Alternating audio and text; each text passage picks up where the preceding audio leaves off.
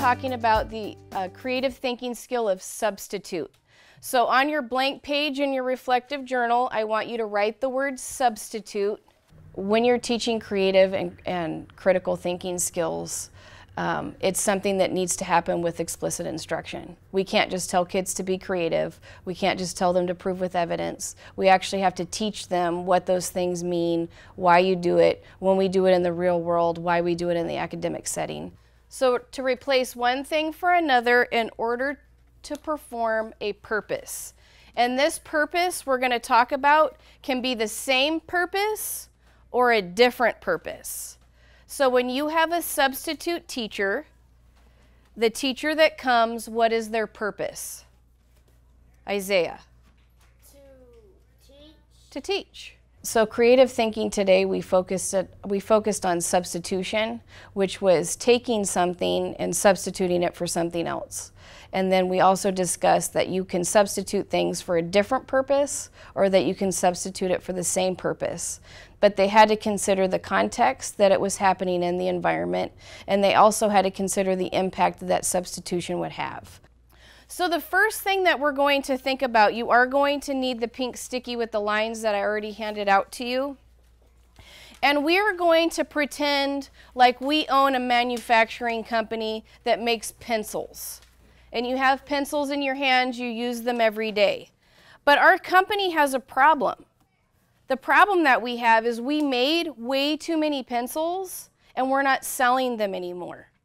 So the conversation we had the other day about when we add on, when a chef would add to its recipe, when a florist would add things to the floral arrangements, when a tailor would make a blouse look different, what were we saying the public wanted?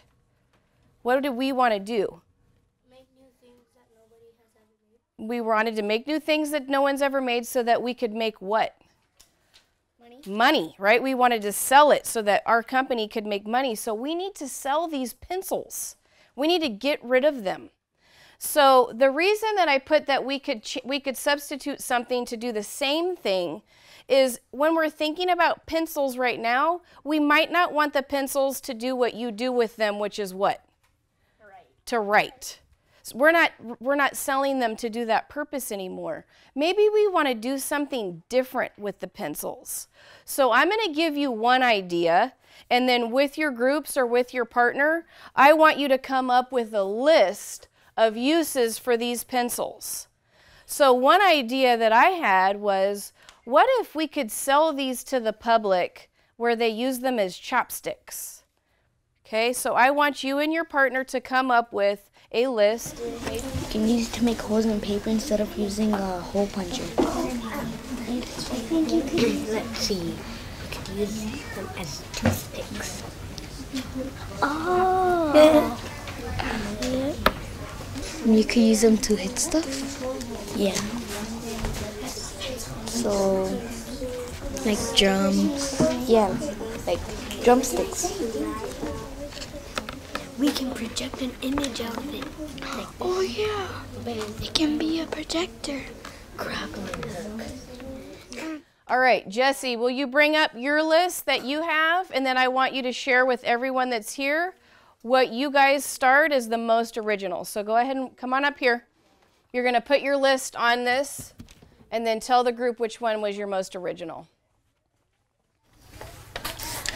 I think the one that was most original was grappling hook. Grappling hook. So how could we use a pencil as a grappling hook? Like the lead pencils, you could like put like instead of lead, string, and then like a metal thing that would like hook onto a wall or something.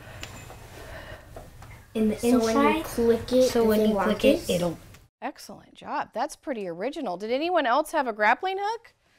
All right, thank you, Jesse. Have a seat. For the input piece of this lesson, it involved pictures with problems, and the students had to generate ideas of how to solve the problem. And then we had discussions around what are the impacts of these choices, how is it relevant, making sure that if we're going to change what the lion is in, are we still meeting the purpose of being at a zoo? What are the ethical considerations around multiple perspectives?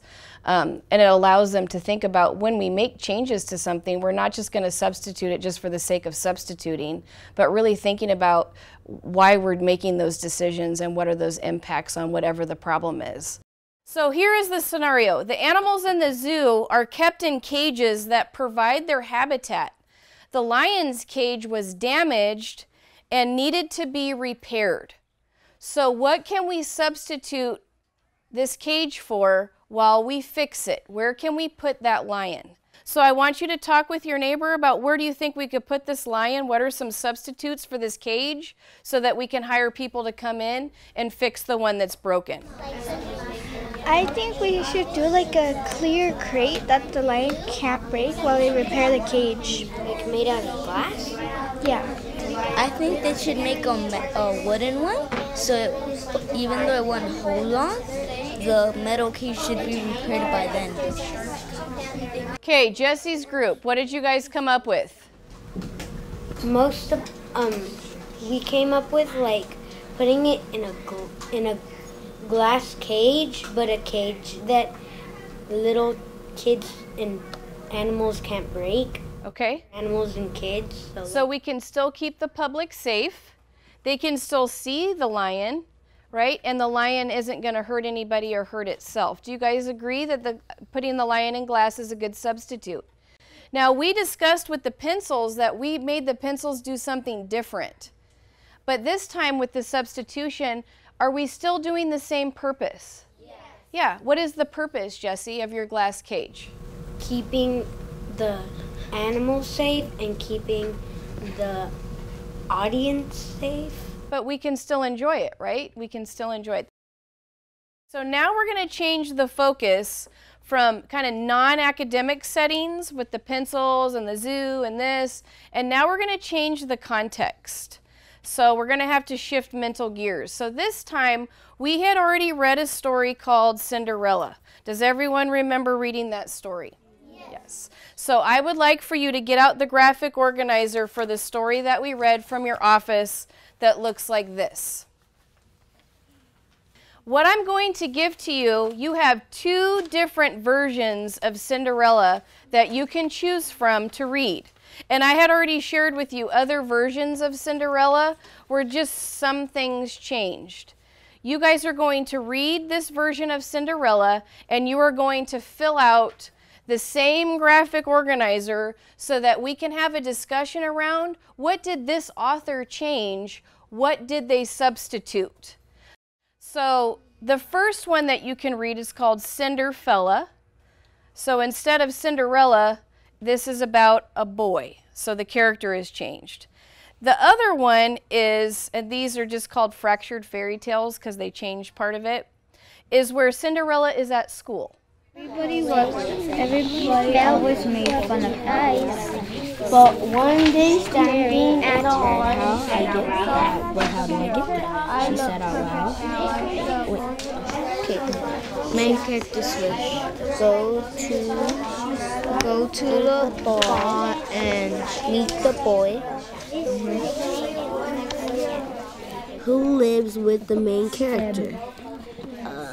The stepmother and the stepsisters. What was different from the main story that we read about Cinderella? What was different? What did the author change? What did they substitute? Skylar, what was different? In the Cinderella fractured, Cinderella didn't clean the house. He was in school. He was at school? So what you're going to do is when we read Cinderella on the back of your pumpkin, I had you write your favorite story. Guess what you're going to do with your favorite story?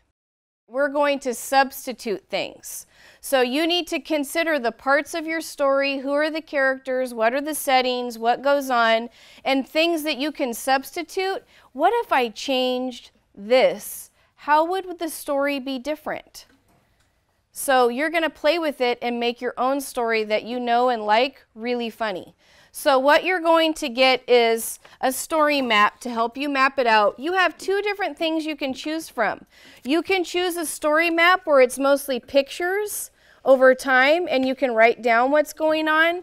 Or if you prefer story maps where it's more set out like we did Cinderella, to make changes you can use that one. You can use either one, whichever one works best for you to get your thoughts out. Okay, so this is what we're going to do for independent practice. During the output section of the lesson, it's important to consider that the students aren't just repeating the same thing that we've already done.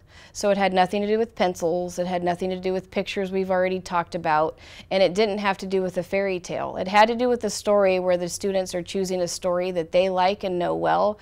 But number one, they get student choice, and number two, it doesn't have to be a fairy tale. That way it's not mundane and not repetitive. So the students were then going to build their storyboard with their story that they're going to fracture or change and substitute pieces of it with something new. So that brings that motivational hook and the interest into the actual output, because that's part of the issue with teaching kids is how do you keep them interested in the product that you have them creating.